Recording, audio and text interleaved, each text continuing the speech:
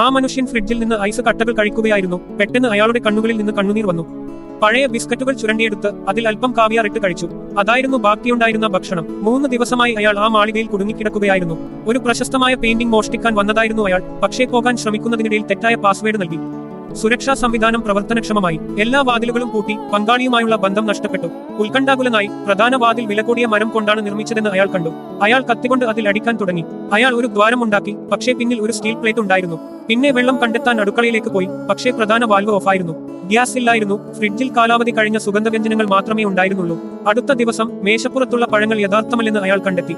അവ കല്ല് ശില്പങ്ങളായിരുന്നു. അയാൾ ഒരു ഗ്ലാസ് ജനാലയിലേക്ക് എറിഞ്ഞു. പക്ഷേ കല്ല് പൊട്ടി. ഗ്ലാസ് പൊട്ടിയില്ല. പെട്ടെന്ന് AC മുറി ചൂടാക്കാൻ തുടങ്ങി. തണുപ്പിക്കാൻ അയാൾ കുളത്തിലേക്ക് പോയി. പക്ഷേ അതിൽ ഉപ്പുവെള്ളം ഉണ്ടായിരുന്നു. അക്വേറിയത്തിൽ പോലും കടൽവെള്ളം ഉണ്ടായിരുന്നു. പിന്നെ അവൻ ഒരു പുസ്തകത്തിൽ നിന്ന് പേജുകൾ കീറി ഒരു ഭൂതക്കണ്ണാടി ഉപയോഗിച്ച് കത്തിച്ചു. പുക ഫയർ ഡിറ്റക്ടറിലേക്ക് അയച്ചു.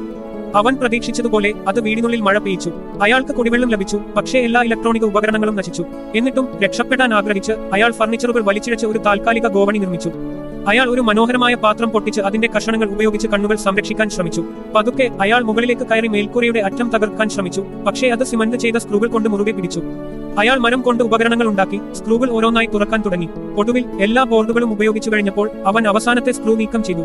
അയാൾ ചുമരിൽ ഒരു സന്ദേശം എഴുതി. ഒരു ഗോവണിയിൽ കയറി. ഒടുവിൽ പുറത്തേക്ക് ഇറങ്ങി.